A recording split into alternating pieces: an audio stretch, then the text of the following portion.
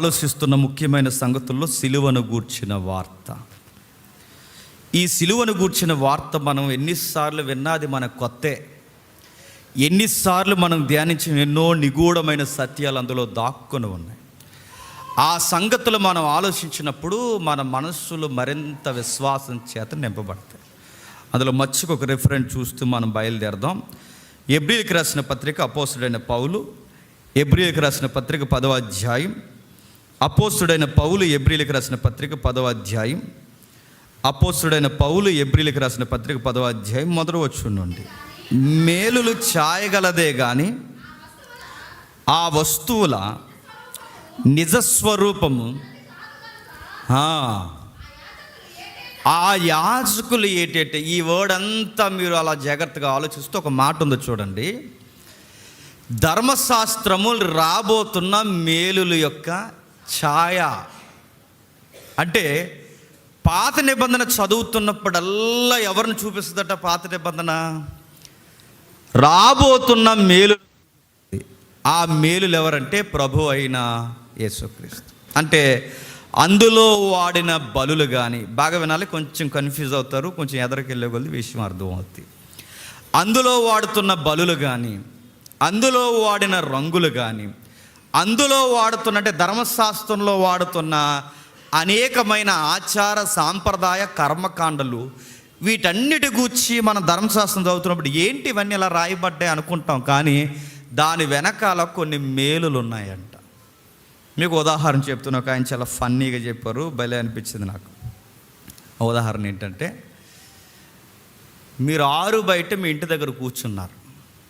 వినండి, మీరు 6 బయట ఇంటి దగ్గర కూర్చున్నప్పుడు సంధ్య వేళ అప్పుడప్పుడే సూర్యుడు దిగిపోతున్నాడు, మెల్లగా గాలేస్తుంది.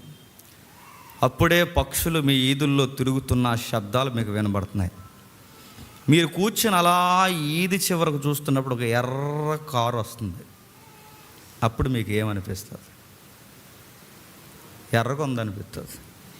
ఏమనిపిస్తుంది? మళ్ళీ నేను అడుగుతున్నాను, చెప్పండి. పక్షులు అరుస్తున్నాయి, సూర్యుడు అస్తమిస్తున్నాడు, ఎర్ర కారు వస్తుంది, అది చాలా దగ్గరగా నీ దగ్గరకు వస్తుంది. ఏమనిపిస్తుంది? దగ్గరకు వస్తుంది అనిపిస్తుంది. ఇప్పుడు పేజ్ 3 టీవీ 9లో స్క్రోలింగ్ చేశారు. ప్రజలకు విజ్ఞప్తి. రాష్ట్రం నలుమూలల్లో అక్కడక్కడ ఒంటరి ఇంట్లో ఎవరైతే తిరుగుతున్నారో, ఎవరైతే ఉంటున్నారో వాళ్ళని కథం చేయడానికి కొత్త గ్యాంగ్ రాష్ట్రంలోకి దిగింది. ప్రత్యేకించి అలా ఎర్ర కారు వేసుకుని వస్తున్నారు అన్నారు. ఇప్పుడు ఆలోచించండి, పక్షులు అరుస్తున్నాయి, సూర్యుడు డౌన్ అవ్వాడు, ఎర్ర కారు వస్తుంది. ఇప్పుడు ఏమనిపిస్తుంది చెప్పండి? ఎర్ర కొంత అనిపిస్తుందా? ఏమనిపిస్తుంది? టెన్షన్ స్టార్ట్ అవుతుంది. నేను ఎందుకు చెప్తున్నానంటే, ఎరుపు అన్నది టెన్షన్ తీసుకొస్తుంది, చూసారా? అంటే ఒక వస్తువును కానీ ఒక రంగును కానీ చూపిస్తున్నప్పుడు దాని వెనకాల మోటో ఉంది, ఒక ఉద్దేశం ఉంది, ఒక గుర్తుంది. అంటే ఒక రంగుని గ్రంథంలో వ్యక్తీకరిస్తున్నాడంటే దాని వెనకాల ఏదో అర్థం ఉంది. అప్పుడే ఆ రంగు యొక్క తీవ్రత మనకు అర్థమవుతుంది. ఒక వస్తువును గురించి మనం మాట్లాడుతున్నప్పుడు ఆ వస్తువులా కాదు, ఆ వస్తువు వెనకాల ఏదో ఉంది. దాన్నే పోలికగా అన్నాడు, ఇది ఛాయ. అంటే ఈ రంగుల వెనకాల అర్థాలు ఉన్నాయి. ఇప్పుడు సిలువను గురించి మనం ధ్యానిస్తున్నాం. అంటే ధర్మశాస్త్రపు మూలాల్లో నుండి సిలువను గూర్చి ఉందంటే ముఖ్యంగా ఉంది. అందులో 5 భాగాలు ఉన్నాయి. 5 భాగాల ప్రశ్నలు మాత్రమే ధ్యానిద్దాం. జాతక వినడం నాకు చాలా ఆసక్తిగా రేపిన సబ్జెక్ట్ ఇది. విందాం. మొట్టమొదటి ప్రశ్న, అసలు యేసుక్రీస్తు వారు ఎందుకు వచ్చారు? సింగిల్ లైన్ ఆన్సర్ ఏం చెప్తామంటే, దేవుడికి మనుష్యులు ఇష్టంగా లేనప్పుడు ఆయన ఉగ్రత మీద పడుతుంటే ఆ ఉగ్రతకి అడ్డుగా ఆయన నిలబడ్డాడు. అందుకు యేసుక్రీస్తు వారు వచ్చాడని. ఇదే కదండి ప్రసంగాల యొక్క సారాంశం అంతా. నేను అడుగుతున్నాను, అంతేనా? అంతకు మించి ఇంకేమీ లేదా? మళ్ళీ ప్రశ్న, అసలు ఎందుకు ఆయన వచ్చాడు? రెండవది, ఆయన ఈ లోకానికి వచ్చినప్పుడు మరలా అడుగుతున్నాను, ఏం చేశాడు? ఎందుకు వచ్చాడు? యేసుక్రీస్తు వారు ఎందుకు వచ్చారు? వచ్చినప్పుడు ఈ లోకంలో ఏం చేశాడు? మరలా ప్రధానమైన ప్రశ్న, అసలు ఎవరు యేసుక్రీస్తు అంటే? క్రీస్తు వేరు, యేసు వేరు. ఆ సౌండ్స్ మనకు తెలియాలి.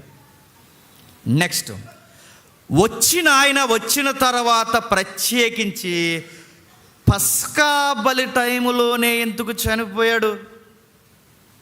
నా ప్రశ్న అర్థమవుతుందా? మీకు హెబ్రీ పత్రిక అర్థం కావాలి అంటే నేను మళ్ళీ చెప్తున్నాను, ఎలా పడితే అలా చదివితే అర్థమవుదు. దానికి ఖచ్చితముగా పాత నిబంధన యొక్క పునాదులు తెలిస్తేనే అర్థమవుద్ది. హెబ్రీ పత్రిక మొత్తం చదివిన తర్వాత మీకు ఏం అర్థమైందంటే, ఏం అర్థం అవ్వలేదని సిగ్గు లేకుండా చెప్తాం, అర్థం అవ్వలేదు.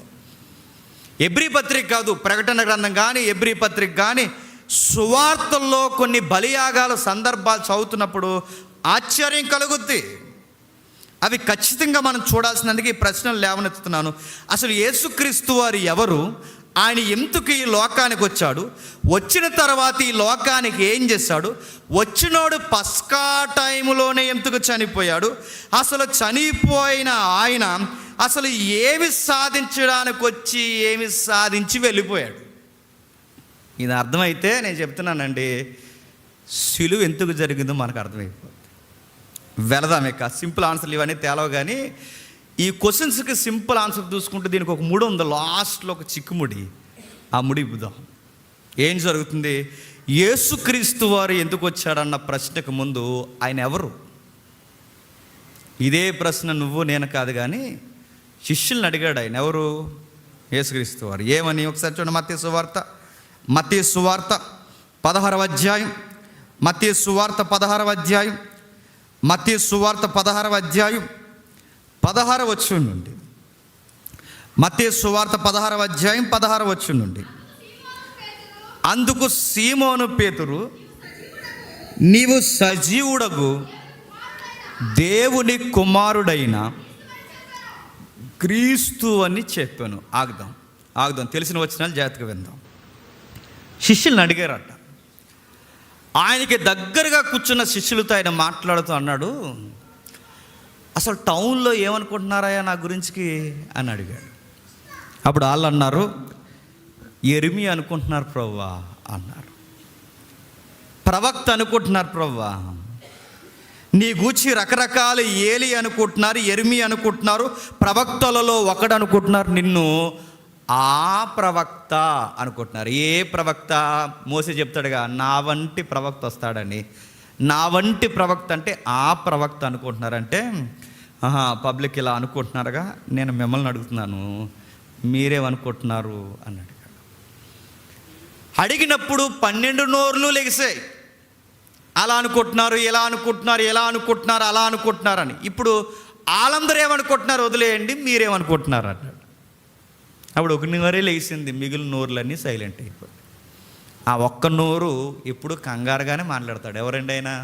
పేతురు గారు. ఆయన ముందు మాట్లాడేయాలన్నమాట. అప్పుడు ఆయన అన్నాడు, నీవు సజీవుడైనా ఏమని చెప్తున్నాడు చదువుదాం ఒకసారి. నీవు సజీవుడగు దేవుని కుమారుడైన క్రీస్తు అని చెప్పాను. క్రీస్తు అని చెప్పాను. ఫుట్ నోట్, క్రీస్తు అని చెప్పాను. క్రీస్తు అంటే అభిషక్తుడు.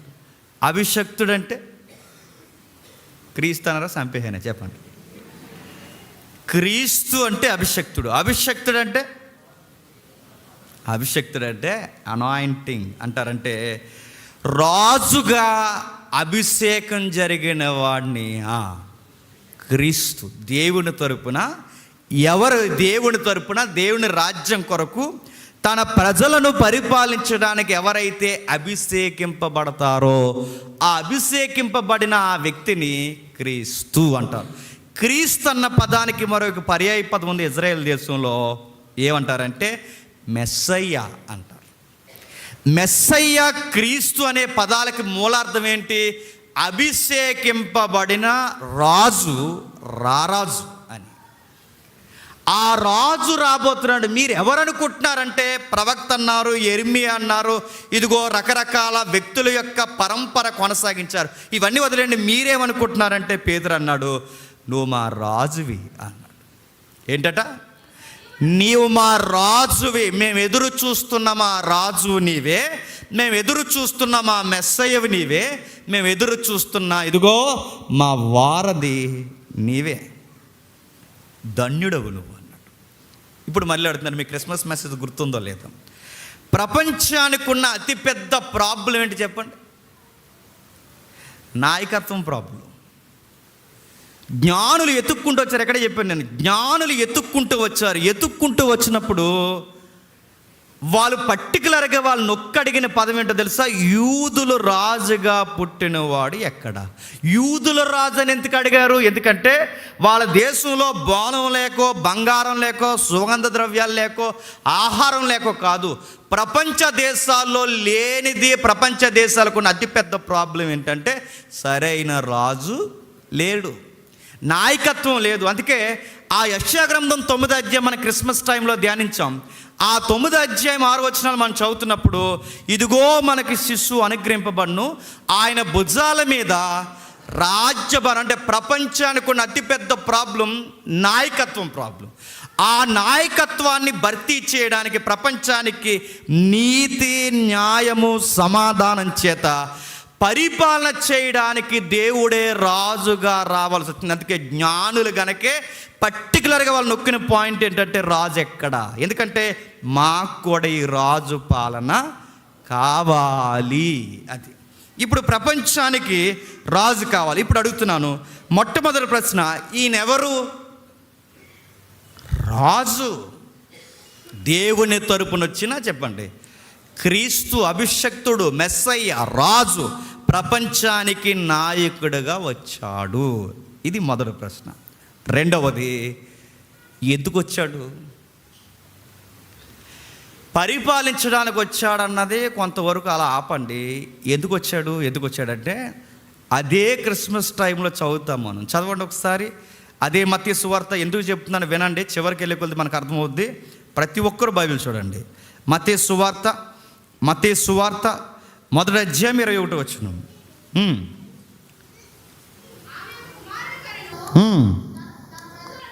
తన ప్రజలను వారి పాపాల నుండి ఆయన రక్షించును గనక ఆయనకు యేసు అని పేరు పెట్టుతారు. ఏంటంట? ఆయన ఎందుకు వచ్చాడు? ఆయన ఎవరు అని చూసాం. ఎవరైనా ఆయన ఈ ప్రపంచాన్ని పరిపాలించడానికి వచ్చిన రాజు. రెండవ ప్రశ్న, వచ్చిన వాడు ఎందుకు వచ్చాడు? పాపాలు తీయడానికి వచ్చాడంట. ఏం తీయడానికి? తన ప్రజలు. ఎంత బాగుంది చూడండి ఆ మాట. మనము ఆయన ప్రజలు. మన ప్రజలు అంటే ఆయన ప్రజల యొక్క పాపాలు తీయడానికి వచ్చాడు. మూడవ ప్రశ్న, వచ్చిన వాడు ఏం చేశాడు? రాజ్యం పరిపాలించాడా? రాజదండం పట్టుకున్నాడా? సింహాసనం ఎక్కాడా? ఇవేమీ కనబడవు మనకి. వచ్చిన వాడు ఏం చేశాడంటే బోధ చేశాడు. ఏం చేశాడు? బోధ.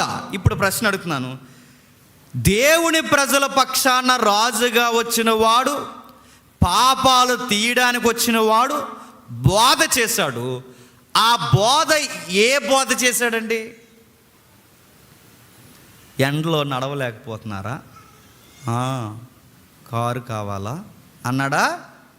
ఏమని బోధ చేశాడు చెప్పండి? నివాసం లేక అద్దింట్లో ఇబ్బంది పడుతున్నావా అన్నాడా? అని అడుగుతున్నాను. యేసు ప్రభు వారి యొక్క బోధ ఏంటి? సింగిల్ అయిన ఆన్సర్ చెప్పండి. యేసుక్రీస్తు వారి యొక్క బోధ ఏంటి? ఇదిగో దేవుని రాజ్యము సమీపించుచున్నది. ఇప్పుడు నా మాటలు మీరు బాగా గమనించండి. అంటే ఆయన ఎవరు? రాజు. ఆయన ఎందుకు వచ్చాడు? పాపాలు తీయడానికి వచ్చాడు. వచ్చిన వాడు పాపాలు తీయకుండా ఏం చేస్తున్నాడు? దేవుని రాజ్యము సమీపించుచున్నదని బోధ చేస్తున్నాడు. వచ్చిన వాడు దేవుని రాజ్యము సమీపించుచున్నదని బోధ చేస్తున్నప్పుడు ఇప్పుడు నేను అడుగుతున్నాను, దేవుని రాజ్యము సమీపించుచున్నదని బోధ చేస్తే వచ్చిన వాడు బోధ చేస్తే బోధకి, రాజ్యానికి, మరలా ఆయన రాజరికానికి, పస్కాకి సంబంధం ఏంటండి అసలు? నా మాట మీకు అర్థమవుతుందో లేదా? రాజు పాపాలు తీస్తానన్నాడు. పాపాలు తీయకుండా రాజ్యం కొరకు మాట్లాడడం ఏంటి? దేవుడు రాజ్యము సమీపించుచున్నది, మారు మనసు పొందంటే రాజ్యానికి నెక్స్ట్, పాపానికి నెక్స్ట్, పస్కాకి నెక్స్ట్, రాజరికానికి ఏదో ఇంటర్నల్ లింక్ ఏదో ఉందన్నమాట. ఇది దర్యాప్తు. నా మాట అర్థమవుతుందో లేదో మళ్ళీ నేను చెప్తాను. అంటే పస్కాకి, రాజ్యానికి, యేసు ప్రభు యొక్క శిలువ యాగానికి ఏవో సంబంధాలు ఉన్నాయి. ఆ సంబంధాలు అర్థం చేసుకునే ప్రయత్నం మనం చేస్తేనే మనకు బైబిల్లో శిలువ అంటే ఏంటో స్పష్టంగా అర్థమవుతుంది. ఇక వెళదాం ఇంక మూలాలకి. ధర్మశాస్త్రం అన్నాగా చాలా కాంప్లికేటెడ్ సబ్జెక్ట్ అండి ఇది. ఇందాక తమ్ముడు చెప్తూ అందరికీ అర్థమవు కొన్ని మాటలు, నిజమే, కొన్ని మాటలు అందరికీ అర్థమవ్వకపోయినా అర్థమైనట్టు పెడతారు. అది ఆశ్చర్యం. అది నాకు అర్థమవుద్ది. ఉదయం మెసేజ్ చెప్తూ ఏ రోజు గాడిని బాప్తిజం ఇచ్చి యోహాన్ తిట్టేవాడట, సెడా మాడ తిడితే ఆడికి ఏం చేయాలో తెలియక దాన్ని ఏముందండి అలా చేద్దాం నవ్వు కూడా అంటాడు. ఎవడు? మనం ఎప్పుడు నవ్వుతాం చెప్పనా? అర్థం అవ్వకపోయినా నవ్వుతాం. అది నన్ను అర్థం చేసుకుని అర్థం అవ్వకపోయినా చెప్పండి, కొంచెంసేపు అర్థమైనట్టే అలా ఎట్టండి మోకాలు బండి అలాగెళ్తాం. చాలా మంచి విషయం అండి, విందాం. అసలు ఏంటి దీని గొడవ?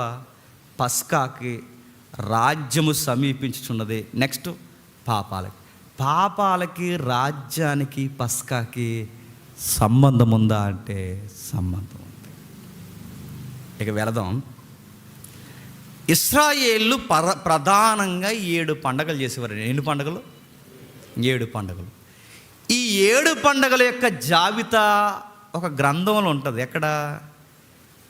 పండగలు జాబితా అనగానే గుర్తుపెట్టుకోండి, లేవియాకాండంలో ఉంటుంది. లేవియాకాండం 23వ అధ్యాయంలో 7 పండగల జాబితా ఉంటుంది. 7 పండగలు. ఇప్పుడు అడుగుతున్నాను, ఎన్ని పండగలు? 7 పండగలు. ఈ 7 పండగల్లో ఒక పండగ. ఏ పండగ? పస్కా. ఆ పస్కా నాడేగా ఈయన చనిపోయాడు. ఇప్పుడు ఈ పస్కా ఏంటో ఈ లింక్ తెగ్గొడితేనే రాజ్యానికి, పాపాలకి సంబంధం ఏంటో తెలుస్తుంది. నెక్స్ట్, ఇప్పుడు 7 పండగల్లో ఒక పండగ పస్కా పండగ. ఇప్పుడు క్వశ్చన్ అడుగుతున్నాను, ఆ 7 పండగల యొక్క పేర్లు ఏమి చెప్పండి? వచ్చే వారం కలుసుకుందాం అంటారా? చెప్పండి. ఏదోటి చెప్పకండి, క్రమంగా చెప్పండి. క్రమం లైన్గా ఉంటాయి. అక్కడ నేను చదువుతాను చూడండి. లేవియాకాండం వీలైతే 23వ అధ్యాయం ముందు పెట్టుకొని నేను చదువుని అక్కడ ఉంటాయి చూడండి. 7 పండుగలు ప్రధానంగా ఉంటాయి. బండ గుర్తుపెట్టుకుని ఎప్పటికైనా బైబిల్ స్టడీ చేస్తున్న వాళ్ళకి అవసరం ఇది. ఆ 7 పండుగలు మొట్టమొదటి పండగ పస్కా పండగ. ఏ పండగ? పస్కా. రెండవది పొంగని రొట్టెల పండగ, అంటే పులియకూడదు రొట్టు, పొంగని రొట్టెల పండగ. 3 ప్రథమ ఫలముల పండగ. ఏ పండగ? ప్రథమ ఫలముల పండగ. 4 వారాల పండగ. 5 బోర్ల పండగ. 6 ప్రాయశ్చిత్తం పండగ. ఎందుకు చెప్తున్నానో అడుగుతాను కోసం వినండి. ప్రాయశ్చిత్తం పండగ అంటే పాప పరిహారార్థ నిమిత్తము బలిలిచ్చే పండగ. 7 గుడారాల పండగ. అక్కడికైనా వెళ్ళిపోతారు గుంటూరు. మళ్ళీ నేను అడుగుతున్నాను, మళ్ళీ ఇశ్రాయేలీల యొక్క 7 పండుగలు. ఆ 7 పండుగల్లో మొట్టమొదటి పండుగ ఏంటి? పస్కా పండుగ. రెండవది ఏంటి? పొంగని రొట్టెల పండుగ. మూడవది ఏంటి? ప్రథమ ఫలములు, అంటే వీళ్ళ పంటలు పండుతాయిగా, ఆ పంట పొలాల్లో ఆ పంట తీసుకొస్తారు. ఇది ప్రథమ ఫలముల పండగ. మూడోది వారాలు, పెంతుకొస్తు పండగ. వారాల పండగే పెంతుకొస్తు పండగ. 5వది బోర్ల పండగ, విజయ గీతాలు, బోర్ల పండగ. 6వది పాప పరిహారార్థపు బలులిచ్చే ప్రాయశ్చిత్తార్థమైన పండగ. 7వది గుడారాల పండుగ. ఇవి ఎందుకు చెప్తున్నానంటే బైబిల్ స్టడీ చేసిన వాళ్ళకి రాకడ ఎప్పుడు ఉందో దీన్ని బట్టి అంచనా వేయొచ్చంటండి. ధర్మశాస్త్రంలో వరకు ఏమి రాయబడలేదు. రాకడకి పండగలకి గుర్తులు ఉన్నాయి. అంటే ఇప్పుడు దీన్ని చూద్దాం. ఈ పండగలకి, రాజ్యానికి, పస్కాకి, పాపాలకి ఏంటి లింక్, ఏంటి వివరణ? మొదటి పండుగ ఎప్పుడు జరుగుద్దంటే మొదటి నెల 14వ తారీఖు స్టార్ట్ అవుద్ది. ఎప్పుడు? జనవరి నెల అనకండి దాన్ని, వాళ్ళ నెల వేరు.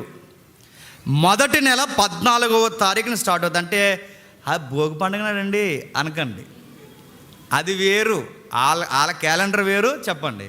మన ఎందుకంటే వాళ్ళ టైమింగ్ వేరు. మనకెప్పుడు మిడ్ నైట్ 12 నుండి స్టార్ట్ అవుద్ది, వాళ్ళకి ఎప్పుడు స్టార్ట్ అవుద్ది? అస్తమయము, ఉదయము, సాయంత్రం 6 గంటల నుంచి వాళ్ళ క్యాలెండర్ స్టార్ట్ అవుద్ది. కాబట్టి వాళ్ళ క్యాలెండర్ మన క్యాలెండర్ మ్యాచ్ అవ్వదు. కాబట్టి వాళ్ళ మొదటి నెలలో ఎప్పుడైనా క్యాలెండర్ చూద్దాంలేండి. వాళ్ళ మొదటి నెల 14వ తారీఖున పస్కా పండుగ జరుగుద్ది.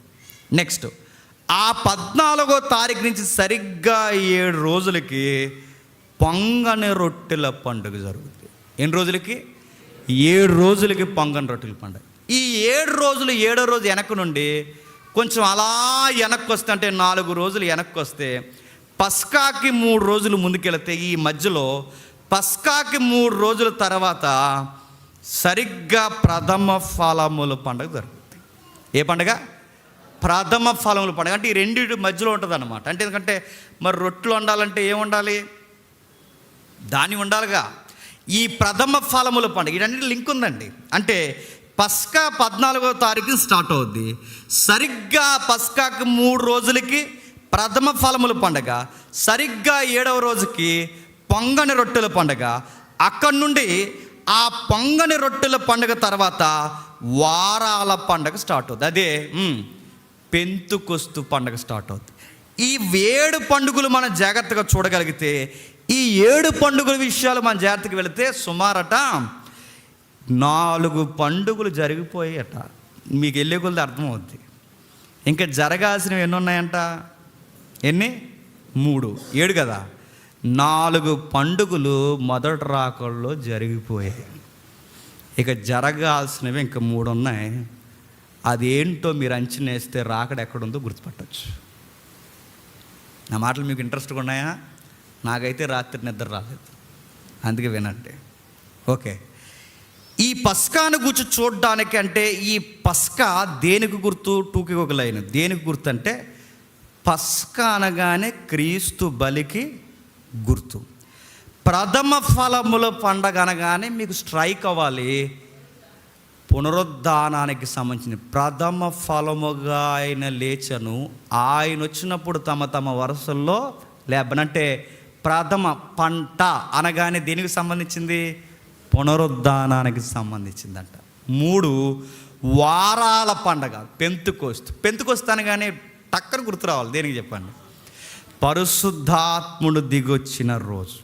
నెక్స్ట్ పొంగని రొట్టెల పండగ. పొంగని రొట్టెల పండుగ అంటే రొట్టె పొంగకూడదు. మనం రొట్టె తీసుకుంటున్నాగా, రొట్టె పొంగకూడదు. రొట్టు పొంగితే ఏమైనట్టు? పులిసిపోయినట్టు, పాడైపోయినట్టు. అంటే ఈ రొట్టు ఏ దానికి గుర్తు? యేసుక్రీస్తు శరీరానికి గుర్తు. అంటే శరీరము కుళ్ళిపోకూడదు, అందుకే 3వ రోజు అది. పస్కాకి 3వ రోజు పులియని రొట్టెల పండుగ. అంటే ఈ పులియని రొట్టెల పండుగ రొట్టె పొంగకూడదు. అంటే యేసుప్రభు శరీరం ఏమవ్వకూడదు? కుళ్ళిపోకూడదు. ఇప్పుడు ఈ వివరణ బట్టి ఎన్ని పండుగలు జరిగిపోయినట్టు సూసాయిగా మనకు కనబడుతుంది? 4. పస్కా జరిగింది, ఛాయ్ అక్కడ, రుజువు ఇక్కడ. ఇందాక చదివాంగా, ఛాయ్ అక్కడ, రుజువు ఇక్కడ. ఛాయగా అక్కడ గొర్రెపిల్ల, రుజువుగా యేసుక్రీస్తు వారు పస్కాలో చనిపోయారు. నెక్స్ట్ ప్రథమ ఫలముల పండగ. అక్కడ పంట తెచ్చారు. మృతులైన వారు భూమిలో ఎత్తబడిన తర్వాత ఎత్తబడిన ఇత్తనాల్లో మృతులు ప్రథమ ఫలముగా లేచింది ఎవరంటే ఇదిగో అక్కడ ఛాయ, ఇక్కడ రుజువు. ఆ ప్రథమ ఫలంగా ఎవరు లేచారు? ప్రభు అయిన యేసుక్రీస్తు. అందుకే కొరింథీ పత్రికలో ఏమంటాడు? ప్రథమ ఫలముగా ఆయనే లేచను. నెక్స్ట్ అక్కడ వారాల పండగ, పెంతుకొస్తు పండగ, 50 రోజుల పండగ. ఆ 50 రోజుల పండగ నాడు ఏం జరిగింది? ఇదిగో ఛాయ్ అక్కడ, రుజువు ఇక్కడ. అపోస్తుల కార్యములో 2వ అధ్యాయములో పరిశుద్ధాత్ముడు వచ్చేసాడు. నెక్స్ట్ 4వది పొంగని రొట్టెల పండగ. పొంగని రొట్టెల పండుగలో ఏమైంది? ఆయన శరీరం, అదిగా అక్కడ రొట్టె పొంగలేదు, ఇక్కడ ఈయన శరీరము కొల్లలేదు. ఈ 4 జరిగిపోయి ఇంకా జరగాల్సింది ఏముందో తెలుసా? ఆ బోర్ల పండగ. బోర్లు అంటే మీకు తెలుసుగా, మీకు అంచనేయాలి బైబిల్ తెలిస్తే. ఆకాశం మధ్యలో దేవదూతలు నిలబడి బిగ్గరగా గాన ప్రతిగానాలు, బోరల మొదటి బోర, 4వ బోర, 5వ బోర, 6వ బోర, 7వ బోర ఊదినప్పుడు పెల పెల పెలమని వస్తుందట. అంటే ఈ బోర నీ తీర్థాల్లో ఊదిలే బోర కాదు ఇది. చెప్పు, ఈ ప్రపంచానికి ఊదే ఒక బోర. గుర్తుపెట్టుకో, బోర్ అనగానే హెచ్చరిక. అంటే ఈ బోర్ల పండగ ఒకరోజు ప్రపంచానికి అసలైన పండగ ఉంది, ముసళ్ళ పండగ. అర్థమైందా? ఇది జరగాలి, జరుగుదు. ఓకే, ఈ పండగల విషయాలు పక్కన పెట్టండి. అసలు ఈ పస్కా గొడవ ఏంటి? ఈ పస్కా గొడవ ఏంటో చూస్తే మనకి స్పష్టం వస్తుంది. యేసుక్రీస్తు వారిని గుర్చిన ఈ పస్కాను గురించి మనం జాగ్రత్తగా చూడగలిగితే మీకు నిర్గమకాండం 12వ అధ్యాయంలో ఈ పస్కా యొక్క సందర్భం మీకు కనబడుతుంది. ఎక్కడండి? పస్కా యొక్క సందర్భం నిర్గమకాండం 12వ అధ్యాయం. మీకు వెళ్ళిన తర్వాత మీరు ఇంటికి వెళ్ళిన తర్వాత చూడండి, నేను టూకీగా చెప్తున్నాను. అప్పటికి ఏం జరిగింది? ఇశ్రాయేలీలు 430 సంవత్సరాలు ఎక్కడున్నారండి? బానిసలుగా ఐగుప్తీలు ఉన్నారు. బాగా వినాలి, మన ప్రశ్న అలాగే ఉండిపోయింది. రాజుగా రావడం ఏంటి?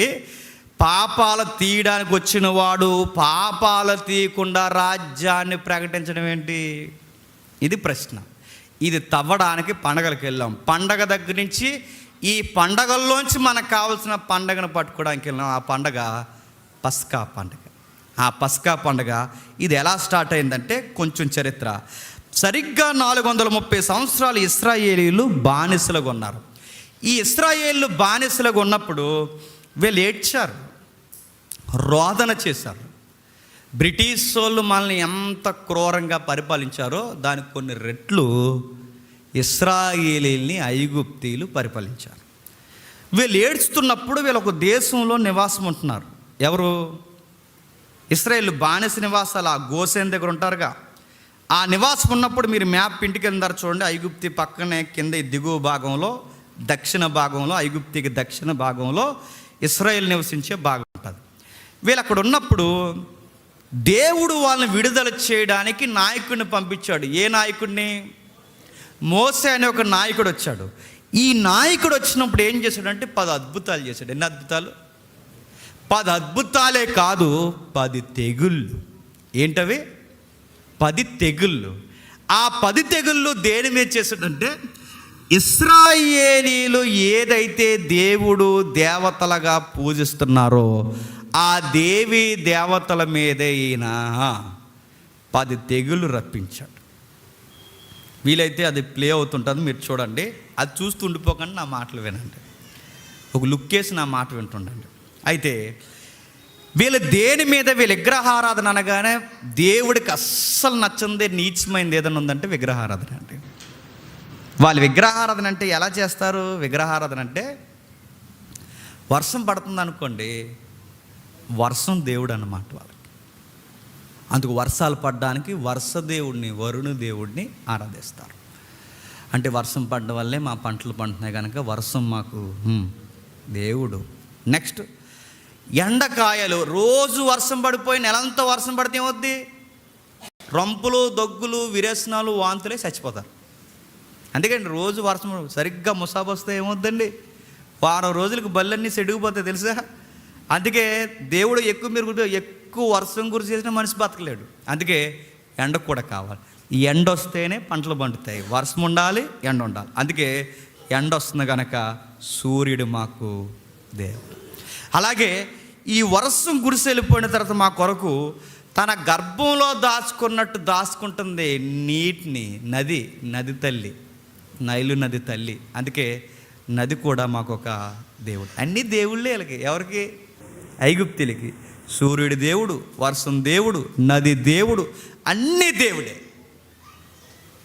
ఈ దేవుళ్ళన్నింటినీ పూజిస్తున్నారు. వాళ్ళకు కొన్ని ఆకారాలు పెట్టారులండి. చివరికి కప్పల దేవుళ్ళు, ఈగల దేవుళ్ళు, నెక్స్ట్ చాలా రకరకాలండి వాళ్ళ దేవుళ్ళు. అన్నీ ఇన్ని కాదు, సృష్టికర్తను మరచి సృష్టిని పూజించడం స్టార్ట్ చేశారు. ఇలా సుమారు హైలైట్ చేసుకునే 10 దేవుళ్ళు ఉన్నారట. ఎక్కడ? ఐగుప్తీయులు. 10వ దేవుడు, వండర్ఫుల్ దేవుడు ఎవడంటే ఫరోగాడే 10వ దేవుడు. గాడ్స్ అండ్ కింగ్స్ అని ఒక మూవీ ఉంటుందండి, మోసేది, లేటెస్ట్గా వచ్చింది. వీళ్ళైతే ఇంటికి వెళ్ళి చూడండి, భలే తీశారు అది, గాడ్స్ అండ్ కింగ్స్ అని. ఐగుప్తిలో 10వ దేవుడు అంటే ఇశ్రాయేలుకైనా ఐగుప్తీలకైనా 10వ దేవుడు రాజే దేవుడు. మీకు సింక్ అవ్వాలి, రాజుగా ఎందుకు వచ్చాడు? రాజే దేవుడు వాళ్ళకి. అందుకే ఈ రాజు అంటే 9 తెగుళ్ళు నది మీదకి, ఆకాశం మీద, ఏవైతే వీళ్ళు పూజిస్తున్నారో పంటల మీదకి, అన్నిటి మీదకి 10 తెగుళ్ళు వచ్చాయి. 10వ తెగులు ఎవరి మీదకి వచ్చింది? కళ్ళ ముందున్న దేవుడి మీదకి వచ్చింది. ఎవరు ఆ దేవుడు? ఫరోగాడు. వాళ్ళ కుటుంబం మీదకి వచ్చింది. తొలి సంతానాన్ని తీసేస్తాను అన్నాడు.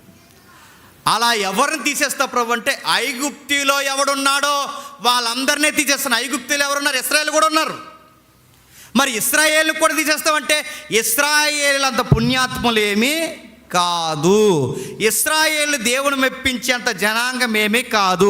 అంత మెప్పించే జనాంగం అయితే 430 సంవత్సరాల బానిసలుగా ఉండరు. వీళ్ళ బానిసలుగా ఉండడానికి కారణం వీళ్ళ మాట వినలేదు గనక ఉన్నారు. అంటే ఈ క్యాండిడేట్స్ కూడా అంత మంచి క్యాండిడేట్స్ ఏమీ కాదు. అందుకే వీళ్ళ మంచివారు కాదు గనకే అసలు ఉగ్రత వీళ్ళ మీద కూడా వస్తుంది. వీళ్ళు యెహోవా పేరొక్కటే పెట్టుకున్నారు, కానీ ఐగుప్తీయులు పొరుగు దేశస్తులు వేసిన యాసాలన్నీ వీళ్ళు కూడా వేశారు. ఎవరు?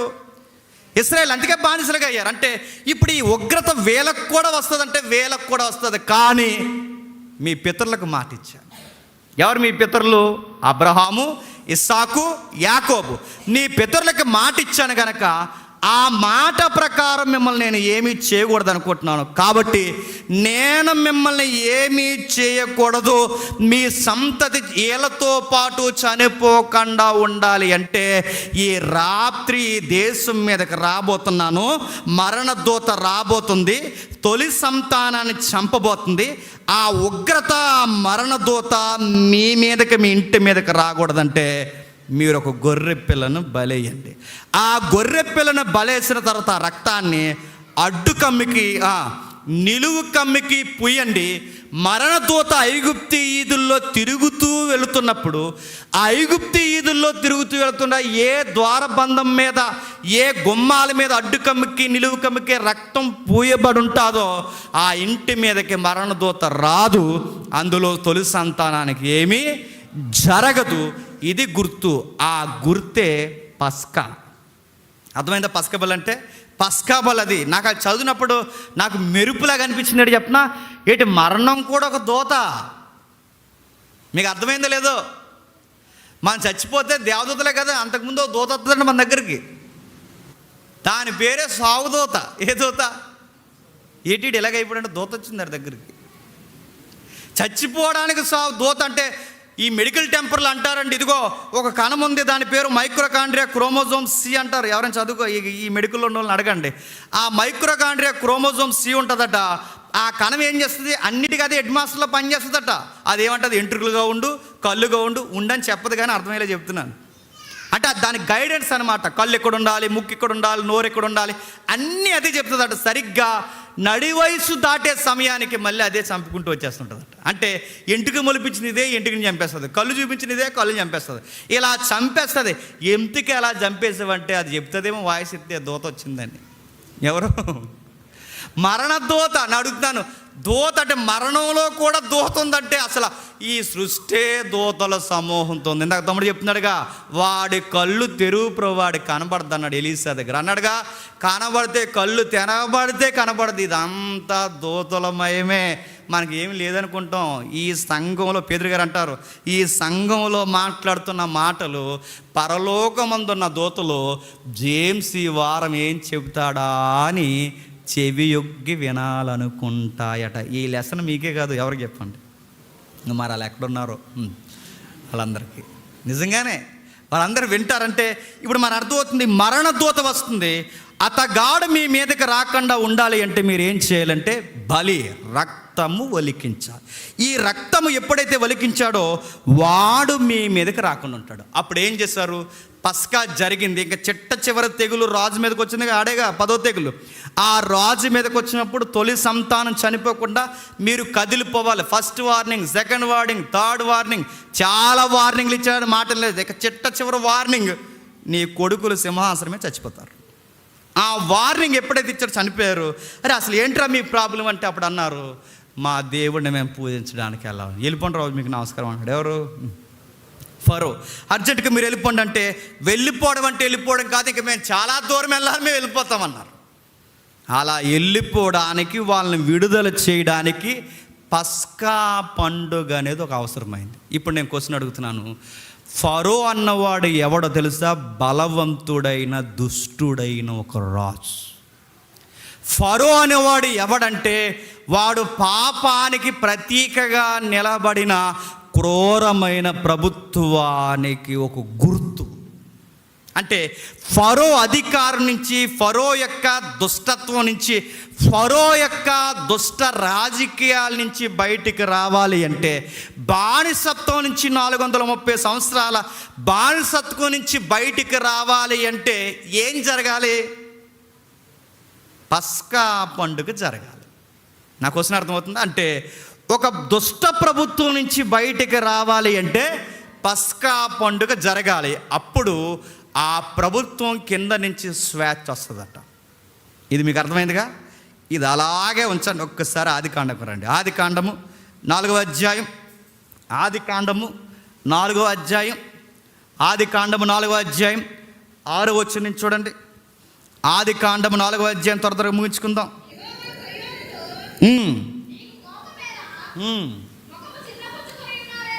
నీకు కోపమేలా? నీవు ముఖము చిన్నబుచ్చుకొని ఉన్నావేమి? నీవు సత్క్రియ చేసిన ఎడల తలెత్తుకొనవా? సత్క్రియ చేయని ఎడల వాకిట పాపము పొంచును. బైబిల్లో మొట్టమొదటిసారి పాపం అనే పదం వాడబడింది ఆదికాండము 4వ అధ్యాయంలో. అక్కడి వరకు ఆ పదం వాడలేదు. అతిక్రమం అనే పదం వాడారు. ఎక్కడ? 3వ అధ్యాయంలో అతిక్రమం. అందుకే రోమపత్రిక కోట్ చేస్తున్నప్పుడు ఏమంటాడంటే, ఒకని అపరాధము మూలముగా పాపము, పాపము మూలముగా మరణము. అంటే ఇవన్నీ ఒకదానికొకటి లింక్. అంటే లింకు అపరాధం వేరు, మరలా అతిక్రమం వేరు, నెక్స్ట్ పాపం వేరు, నెక్స్ట్ మరణం వేరు. ఇవన్నీ చెప్తే ఇంక మీకు ఇంకా అదే బిర్యానీ అయిపోద్ది మనం వెళ్ళేసరికి. అందుకే 2కి లేపుకుంటూ వెళ్ళిపోదాం. చూద్దాం ఒకసారి. కయ్యని దగ్గర దేవుడు వాడుతున్న పదం ఏంటంటే పాపం అన్నాడు. ఆ పాపానికి వాడుతున్న పదం చూడండి. అది వాకిట ఎలా ఉందట? వాకిట పొంచుంది, వాకిట పొంచుంది, వాకిట పొంచి. ఇబ్రూ శబ్దం ఏమాడో తెలుసా? పొంచున్న దానికి. బయట ఆ రోజుల్లో అట బయట ఒక మృగం కాసు కూర్చుంటే, అంటే వీడిని బయటకు వచ్చిన వెంటనే ఇక దూకేసి తినేద్దామని ఒక ఫీలింగ్ ఎలా అయితే ఉంటుందో ఒక మృగానికి, అలాంటి ఎక్స్ప్రెస్ను వాడారట. ఎక్కడ? పాపానికి. అంటే అది పాపం ఎలాంటిదంటే అది ఒక మృగం అన్నాడు. పాపం ఎలాదట? అది ఒక మృగం. ఇంకా మూల పదం ఏం వాడారు? అదొక దెయ్యం అంట. ఇప్పుడంటే దెయ్యాలు నమ్ముతలేదు కానండి, క్రీస్తు పూర్వం మనుషులు 2 నమ్ముతారు. ఒకటి దేవుడు, చెప్పండి. 2 దెయ్యం. రాత్రులు ఈదుల్లో మనుషుల్ని తినేయడానికి, పట్టేయడానికి తిరుగుతున్న దయ్యానికి ఆ రోజుల్లో వాడే పదం ఏదైతే ఉందో ఆ పదాన్ని పాపం దగ్గర వాడారట. అంటే పాపం ఒక రాక్షసి, పాపము ఒక దుష్టుడు, పాపము ఒక మృగము, పాపము అది భయంకరంగా మనుషుల్ని పట్టేయాలనుకుంటుంది. కయ్యని కొడుతా అన్నాడు. ఇక్కడ క్లారిటీ లేదు కానీ వాడికి భాషలో ఉంటుంది. ఏమనంటే పాపమట మనల్ని ఏం చేయాలనుకుంటుందంట? ఏలాలనుకుంటుందంట.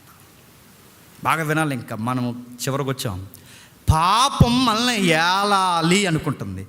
ఇది మనల్ని ఏలాలని మెంటల్గా ప్రిపేర్ అయిపోయిందంటే ఎస్, దానికి ఉండే నేచర్ ఏంటంటే మనుషులను తన అండర్లో పెట్టుకోవాలనుకుంటుందట. ఎవరిని పెట్టుకుంటుంది ఏంటి అంటే, కుటుంబంలో ఎవడైతే వీక్గా ఉంటాడో అని పట్టుకుంటుందట. మొట్టమొదట వీళ్ళ పాపం చేశారండి, తర్వాత వీళ్ళకి దయ వచ్చింది, వీళ్ళకి కృప వచ్చింది.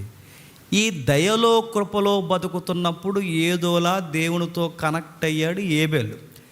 ఈ కనెక్ట్ అయిన వారిలో అవ్వమ్మ బాగానే ఉంది, ఆదాము బాగానే ఉన్నాడు, కానీ ఒకడు వీక్గా ఉన్నాడు. ఎవరు?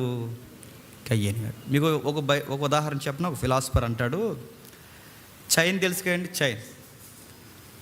ఈ చైన్ స్ట్రాంగ్గా ఉంది అనడానికి దేని బట్టి చెప్తారట? ఇప్పుడు ఒక చైన్ ఉందండి, ఇది స్ట్రాంగ్గా ఉందని ఎలా చెప్పగలం? దానికి లూజుగా ఉండే ఒక లింక్ ఉంటుంది చూసారు, ఒక లింకు.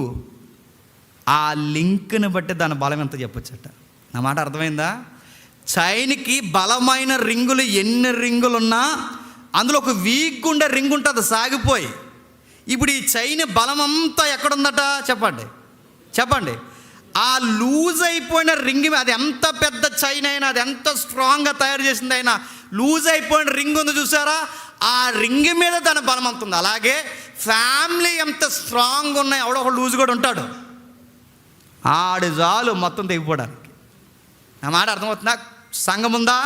సంఘంలో ప్రార్థనా పరులు, పెద్దలు, ఆక్షత కలిగినారు ఎంతమంది ఉన్నా ఎవడో ఒకడు లూజుగాడు ఉంటాడు, ఆ లూజుగాడు చాలు మొత్తం లింక్ తెగిపోవడానికి.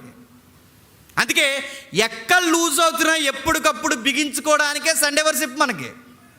తెగిపోతుంది చైను. సహవాసం అందుకే, ఎవడు లూజుగా ఉన్నాడు, ఎవడు సాగిపోతున్నాడు, ఈ లింకులు మనం చూసుకోవాలి. ఎందుకంటే నేను ప్రార్థన చేసుకుంటున్నా, నేను బైబిల్ చదువుకుంటున్నా అంటే ఇది మనతోనే కాదు, మనందరితో ఉంది. ఈడు ఎవడు ఏది చేసిన అందరికీ ఎఫెక్ట్ అవుద్ది. ప్రపంచం అనే కుటుంబంలో ఒక్క రింగు లూజ్ అయింది, ఆదాము, మొత్తం సైన్ లూజ్ అయిపోయింది. తర్వాత కయ్యేని కూడా దొరికించాడు. అంటే ఈ పాపం ఎక్కడ ఏ రింగు లూజుగా ఉందో చెప్పండి, ఆ రింగును పట్టుకుని పరిపాలించాలనుకుంటుందట. ఆ రింగులో దొరికేసింది ఎవడండి? కయ్యని గాడు. వీడు ఎంత లూజ్ అయిపోవడానికి కారణం ఏంటి? వీడికి జలసీ. వీడికి ఎవరికి? సాతాను గాడికి. వీడికి ముఖం చిన్నపోతుందంటే, ఎవరికి ముఖం ఎందుకు చిన్నపోతుందంటే ఆడు నచ్చేసాడు దేవుడికి అన్నాడు. ఇటు ఇలా కూడా ఉంటారు మనుషులు, అంటే ఉంటారండి. బట్టలు వేసుకుంటే వాళ్ళ ముఖం మారిపోతుంటుంది, మంచిగా వస్తువులు ఏమైనా పెట్టుకుంటే వాళ్ళ ముఖం మారిపోతుంటుంది. మనం ఏదన్నా సరదాగా అలా నలుగురితో మన కుటుంబం నవ్వుతూ ఉంటే వీళ్ళ మొఖం ఇదే మొఖం. అంటే ఈ లక్షణాలన్నీ ఎవడియో తెలుసా? కయ్యని గాడివి. ఈ లక్షణాలు ఉన్నవారు ఎవరికి దొరికేస్తారు చెప్పనా? సాతాను గాడికి. వీళ్ళు దొరికెత్తే మాకేట్ అనుకోకండి, ఈ లింక్ చాలు, ఈ లింక్ మనం మొత్తం తప్పిపడడానికి. నా మాట అర్థమవుతుందా? మొఖాలు చిన్నపోతాయి, కొంచెం బట్టలు వేసుకుంటే నచ్చదు వీళ్ళకి, మంచుకుంటే నచ్చదు వీళ్ళకి, నడిస్తే నచ్చదు వీళ్ళకి, రంగులు నచ్చదు, ఏమీ నచ్చు. ఇది ముఖం చిన్నపోతుంటుందట. అంటే ఎదుటోడిని చూసి ఎవడైతే వారవలేడో వాడెవరికి దొరుకుతాడు చెప్పండి? ఎవడు దొరుకుతాడు? సాతాను కాదు, చెప్పండి. పాపానికి. పాపం బాగా వినాలి, పాపము సాతానుగాడికి బలం ఏంటంటే, సాతానుగాడి కన్నా బలం ఏంటో చెప్పనా? పాపమే. గుర్తుపెట్టుకోండి. మరణం ఒక దూత ఎలా ఉందో, నా మాట వినండి, పాపము కూడా ఒక వ్యక్తిత్వాన్ని వివరించినట్టు వివరిస్తున్నాడు. దీని ఎక్స్ప్రెస్ని ఎక్కడ బాగా ఇచ్చాడంటే, మనకు రోమపత్రికలు ఇచ్చాడండి. ఆ పదాలు ఎంత బాగా వాడాడు చూడండి. ఎన్నిసార్లు చదివినా అక్కడ కొన్ని పదాలు ఉన్నాయి, ఆ పదాలు చదువుతుంటే భయం వేస్తుంది. చూడండి ఒకసారి. రోమిలికి రాసిన పత్రిక 7వ అధ్యాయం, రోమిలికి రాసిన పత్రిక 7వ అధ్యాయం, రోమిలికి రాసిన పత్రిక 7వ అధ్యాయం 14వ వచనం చూడండి కిందికి. ధర్మశాస్త్రము ఆత్మ సంబంధమైనది ఎరుగుదుము, అయితే నేను చూడండి ఇక్కడ 2 ప్రభుత్వాలు కనబడతాయి చూడండి. ఒకటి దేవుని ప్రభుత్వము, 2 చెప్పండి పాపము యొక్క ప్రభుత్వం. దాని ఎక్స్ప్రెషన్ ఇస్తున్నాడు చూడండి. ధర్మశాస్త్రం ఆత్మ సంబంధమైనదని ఎరుగుదుము, అయితే నేను పాపమునకు అమ్మబడి శరీర సంబంధమై ఉన్నాను. దేనికి అమ్మేశారట? ఇప్పుడు మీకు అర్థం అవ్వాలి. పసక ఇప్పుడు మీకు అర్థం అవ్వాలి ఈజిప్ట్, ఇప్పుడు మీకు అర్థం అవ్వాలి పస్కా బలి ఎందుకు జరిగిందో. నా మాట మీకు అర్థమవుతున్నది. అంటే ఐగుప్తిలో ఫరోకి ఎలాగైతే అమ్మబడ్డారో, నా మాట మీకు అర్థమవుతుందో లేదో, ఐగుప్తిలో ఫరోకి ప్రజలు ఎలాగైతే దాసులుగా అమ్మబడ్డారో, ఎగ్జాక్ట్ ఫరోగాడి హృదయంలో ఉన్న పాపం అనే దానికి కూడా మనుషులు అమ్మబడ్డారు. అర్థమవుతుందా? అంటే అక్కడ సూసాయిగా మనకు కనబడుతుంది, ఫరోగాడు పరిపాలిస్తున్నట్టు కనబడుతుంది. కానీ ఫరోగాడిలో ఒక ప్రభుత్వం ఉంది, అది పాపం. అది ప్రతి ఒక్కరిని కొంటుందట. పౌలే అంటున్నాడు, నేను పాపానికి అమ్మబడ్డాను, వాడు నన్ను కొనేశాడు, వాడు నన్ను కొన్నాడు, నన్ను శరీర సంబంధంగా చేశాడు. అనగా నేను చేయనది నేను ఎరుగను, నేను నిశ్చయించినది చేయక దేశించినదే చేస్తున్న. అలా ఎలా చేస్తారు? అలా ఎలా చేస్తారంటే అది చేయిస్తుంది. ఏది? అలాగా వాళ్ళని చూసి మనం అలా అనుకోకూడదు అనుకుంటాం, కానీ అనుకుంటాం. నా మాట మీకు అర్థమైందా? నేను చాలాసార్లు చెప్పాను, ఒకసారి వినండి. డాక్టర్ గారు అన్నారట, స్పీడ్ తినకు, షుగర్ ఎక్కువైపోయిందంట. ఆడు నిజానికి స్పీడ్లు తిన అలవాట్లేదంట, తినొద్దు అన్నాడు, అన్నందుకు ఎక్కువైపోయిందంట తినాలని. మనకి ఏదైతే వద్దనుకుంటామో ఖచ్చితంగా లోపల ఒక ప్రభుత్వం ఉందట, అది పాపము. అది మృగములాగా భూతములాగా పొంచు కూర్చొని ఎవరు లూజుగా ఉన్నారా వాళ్ళు మింగేయడానికి సిద్ధమైపోద్దట, ఖచ్చితంగా చేయిస్తుందట. అది లోపల కూర్చుని నేను చేయకూడదు అనుకుంటూనే చేస్తాను, ఇచ్చించినది నేను చేసిన ఎడల ధర్మశాస్త్రము శ్రేష్టమైనదని ఒప్పుకొనుచున్నాను, కావున ఇక దాన్ని చేయనది నా యందు నివసించు పాపమే, నేను కాదు. ఇంకా కిందకి అంటున్నాడు చూడండి, నా యందు అనగా నా శరీరమందు మంచి ఏది నివసింపుతాను ఎరుగుదును, మేలైనది చేయవలన నా కోరిక కలుగుచున్నది కానీ నాకు చేయుట కలగట్లేదు. నేను చేయగోరు మేలు చేయక కీడే చేయుచున్నాం, నేను కోరన దాన్ని చేసిన ఎడల దాన్ని చేయనది నా యందు నివసించు పాపమే కానీ ఇక నేను కాదు. కాబట్టి మేలు చేయగోరు నాకు కీడు చేయను ఒక నియమము నాకు కనబడుతున్నది. దీని మూలాలు ఏమన్నా చెప్పినా, నియమము అన్న దగ్గర లా, ఫోర్స్, గవర్నమెంట్ అన్నారు. దాన్ని ఏముందట? లా, ఫోర్స్ అంటే ఒక శక్తి ఏదో పనిచేస్తుందట, ఒక ధర్మము అంటే దేవునికి విరుద్ధంగా ఏదో పనిచేస్తుందట, అది గవర్నమెంట్లా పనిచేస్తుందట. చివరి పదం వాడతాడు, అది చెరలో పట్టుకుందంటే అరెస్ట్ చేస్తుందంట. యజ్జేమంతా అదే వాడుతున్నాడండి. అంటే ఇప్పుడు ఇవన్నీ మనకు చదువుతుంటే ఏమర్థం అవుతుంది అంటే, పాపము బానిసలుగా మనుషులను చెరపట్టింది. ఆ కింది వచ్చిన అక్కడే చెబుతున్నాడు చూడండి, కాబట్టి నేను మేలు చేయగోరు నాకు ఒక నియమం కనబడుతుంది, అంతరంగ పురుషుని బట్టి దేవుని ధర్మశాస్త్రం నేను ఆనందించున్నాను కానీ వేరొక నియమము నా అవయవంలో ఉన్నట్టు నాకు కనబడుతుంది. అది నా మనసునందున్న ధర్మశాస్త్రముతో పోరాడుచు నా అవయవంలో ఉన్న పాప నియమునకు నన్ను చెరపట్టుకొని లోబరుచుకొనుచున్నది. చెర చెర చెర చెర 430 సంవత్సరాలు ఐగుప్తిలో ఉన్న వారిని ఏమనే పదం వాడతారు చెప్పండి? చెర. ఐగుప్తీలు 430 సంవత్సరాలు చెరగపోయారు. ఐగుప్తీలు 430 సంవత్సరాలు బానిసలు అయిపోయారు. ఐగుప్తీలు 430 సంవత్సరాలు దుష్టిని పరిపాలన కింద ఉన్నారు. ఐగుప్తీలు 430 సంవత్సరాలు ఇష్టము లేని పని చేశారు బలవంతంగా. ఐగుప్తీలు ఇశ్రాయేలు 430 సంవత్సరాలు చివరికి చావు దెబ్బలు తిన్నారు. వారికి ఇష్టం లేని బతుకారు. ఇప్పుడు ఈ దుష్ట పరిపాలన నుంచి వీళ్ళు బయటికి రావాలి అంటే ఒక పండగ జరగాల. పండగ పేరు ఏం పండగ చెప్పండి? పస్కా జరగాలి. ఇప్పుడు అది చూచాయా?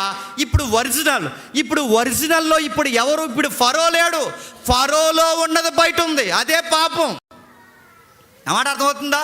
ఇప్పుడు ఫరో లేడు, ఫరోకి ఎవడైతే ఫరోగాన్ని పట్టుకుందో, అందరిని పట్టుకుందో, కయ్యేని పట్టుకుందో, అందరినీ పట్టుకుని అదే ప్రభుత్వమై పరిపాలిస్తుంది.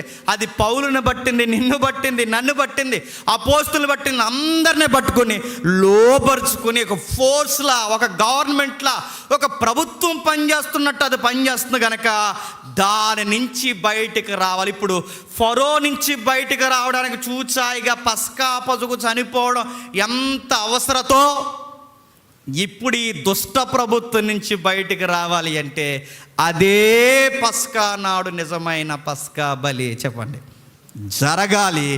ఆ పస్కా బలి ప్రభు అయిన యేసుక్రీస్తు. అందుకే చూడండి, ఆయన ఏమని పోల్చారు తెలుసా? ఆయన పస్కా పశువు అన్నారు. బైబిల్లో కొత్త నిబంధనలు ఇచ్చిన ఎక్స్ప్రెషన్ ఏంటో తెలుసా? మీరు పాపానికి దాసులు. అది మనం పట్టుకుంది. మన చర్చిలో కూడా మంచిగానే ఉండాలనుకుంటా, కానీ లోపలది పర్లేదులే అంటది. మన ఇంత వర్తమానం విని ఇంటికి వెళ్ళిన తర్వాత ఇట్టే మర్చిపోయేలా చేస్తుంది. ఇదంతా దీని గుణం ఏంటో తెలుసా? మన లూజ్ చేస్తుంది. అందుకే ఇప్పుడు జరుగుతున్న విషయం అంటే పాప పరిహారార్థపు బలి ఎన్నో పండగ అండి అది. పాప పరిహారార్థపు బలి ఎన్నో పండగ?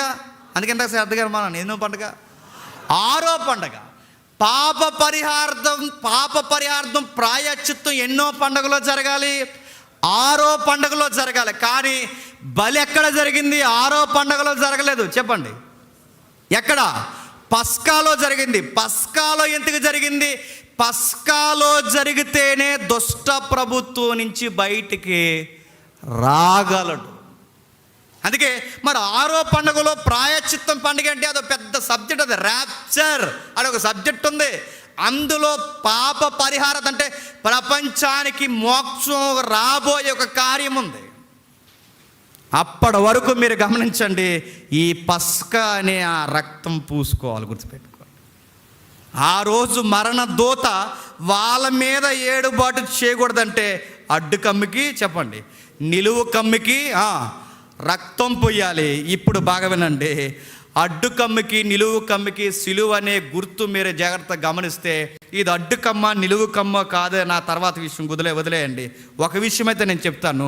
పచ్చి మ్రానికి రక్తం వచ్చేలా కొట్టబడ్డాడు. ఇప్పుడు పొయ్యాల్సింది మ్రానుకు కాదు. చెప్పండి, ఆ రక్తం మనకి పూయబడింది. అంటే ఇప్పుడు ఈ పాపం యొక్క వేలికగా మన మీద ఉండకూడదంటే రక్తము పూయబడాలి. అందుకే పస్కా నాడు చనిపోయాడు. ఈయనెవరు? రాజు.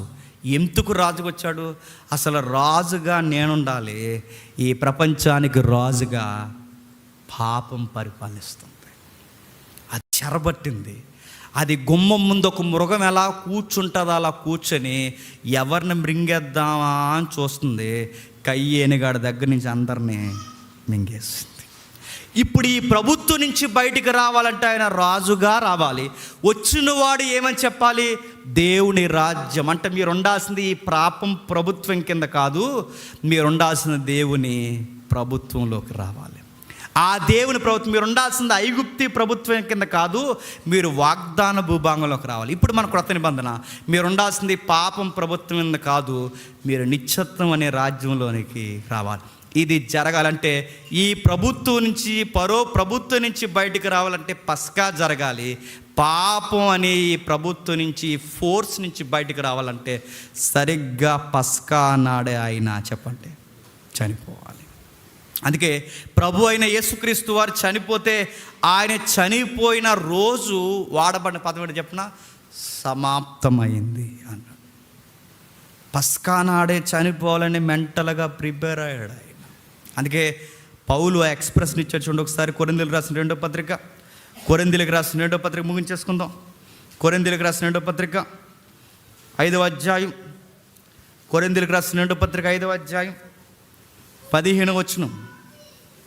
కొరింథీయులకు రాసిన 2వ పత్రిక 5వ అధ్యాయం. జీవించు వారిక మీదట తమ కొరకు కాక తమ నిమిత్తము మృతి పొంది తిరిగి లేచిన వారి నిమిత్తం జీవించుటకు ఆయన అందరి కొరకు మృతి పొందెను. కయ్యేనిగాడు దొరికడానికి కారణం ఏంటండి చెప్పండి? ఆడి కోసం జీవించాలనుకున్నాడు, అందుకే దొరికేశాడు. నా వ్యవహారం నేను బాగుండాలి, నేనే నచ్చాలి, ఇంకా ప్రపంచంలో ఎవడో బాగోకూడదు అనుకున్నాడు. ఎవరు? అందుకే వాడు దొరికేశాడు. కానీ యేసుక్రీస్తునందు రక్షింపబడిన వాళ్ళు ఏమనుకుంటారట, మన కోసం మనం జీవించకూడదు, మనం ప్రభువు కోసం జీవించాలని మారతారంట.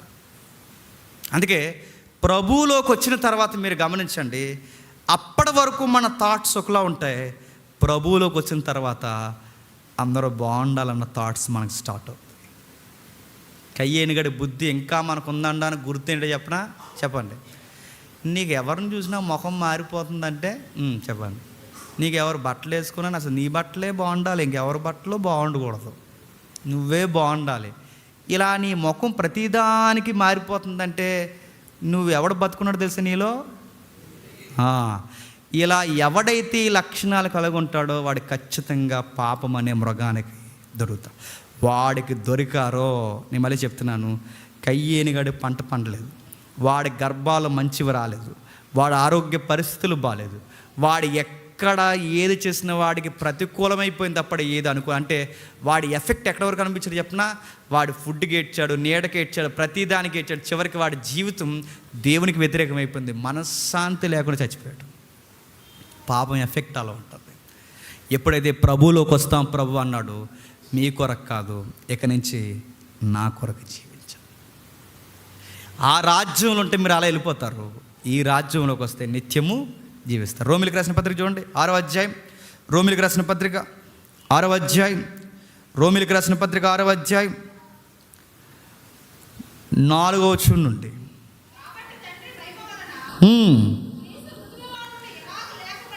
క్రీస్తు మృతుల్లో నుండి ఎలాగో లేపబడెను, అలాగే మనము నూతన జీవము పొందిన వారమై నడుచుకున్నట్లు మనము బాప్తిస్మము వలన మరణములో పాలు పొందుటకై ఆయనతో కూడా పాతిబెట్టబడది. ఇదే మన పస్కాలో మనకు జరుగుతున్న మార్పులు. కిందికి మరియు ఆయన మరణము యొక్క సాదృశ్యమందు ఆయనతో ఐక్యము గలవారమైన ఎడల ఆయన పునరుద్ధానం యొక్క సాదృశ్యమందు ఆయనతో ఐక్యము గలవారి ఏమనగా మనం ఇకను పాపమునకు దాసులు కాకుండుట పాప శరీరము నిరర్ధమగునట్లు మన ప్రాచీన స్వభావమును ఆయనతో కూడా సిలువ వేయబడునని ఎరుగుదుము. ఇప్పుడు మనం ఎవరో తెలుసా? నిజమైన పస్కా అని చెప్పండి ఆచరిస్తున్నవారు. ఇప్పుడు చెప్పండి, 7 పండుగలు ఎన్ని పండుగలు జరిగిపోయినాయండి? ఇంక జరగాల్సిన ఎన్ని ఉన్నాయండి? అవి జరుగుతున్నాయో జరగట్లేదో సంఘానికి త్వరలోనే అర్థమైపోతుంది. జరగాల్సినవన్నీ జరిగిపోయాయి, ఇక జరగాల్సినవి ఇంకా 3 ఉన్నాయి. ఆ బోర్ల పండుగ ఎలా ఉంటుందో చెప్పండి, దగ్గరలోనే ఉంది. అది గొప్ప గాన ప్రతిగానాలతో దేవదూతలు బోర ఊతాయట. బోరు ఏం చేస్తాయంటే కోత కోస్తాయంట. కోత అంటే వరిసేను గోధుమ సేలు కోయడం కాదు, కోత అంటే మనలో దగ్గర నుండి కోసుకుంటూ వస్తే సౌండ్ వినాలో కోత కొయ్యబడాలో అర్థమవుతుంది. ఆ రోజు అంతా రీసౌండ్, ఇంకా అంతే. ఇక అది త్వరలోనుంది బోర్ల పండుగ. ఈ గుడారాల పండుగ గొడవ ఏంటి? ఈ గొడవ అంటే ఆ గోరింట్లో జరుగుతుంది, అదే ఆ గుడారాలకు దీనికి సంబంధం లేదండి, అది వేరు. లేదో ఎందుకు ఆ టైటిల్ పెట్టుకున్నారు, అది అలాగే వెళ్ళిపోతుంది. వాళ్ళకి గుడారాలకు అర్థం ఉంది. వీలైతే ఇవి ఎప్పుడైనా చూద్దాం. ఇప్పుడు చెప్పండి, యేసుక్రీస్తు ఎవరు? రాజు. ఆయన ఎందుకు వచ్చాడు? పాపాలు తీయడానికి వచ్చాడు. వచ్చి ఏం చేశాడు? సరిగ్గా పస్కా నాడు చనిపోయాడు. చనిపోయి ఆయన ఏం సాధించాడు? ప్రథమ ఫలముగా ఆయన లేచాడు. వచ్చినప్పుడు మనందరినీ తిరిగి లేపుతాడు. అందుకే ఆయన పస్కానే ఎన్నుకున్నాడు. 6వ పండగ అయిన పాప పరిహార పండగను ఆయన ఎన్నుకోలేదు. అది ఎందుకు, దేనికన్నది తర్వాత ఇప్పుడు ఆలోచిద్దాం. దేవుడు మిమ్మల్ని దీవించును గాక. దయచేసి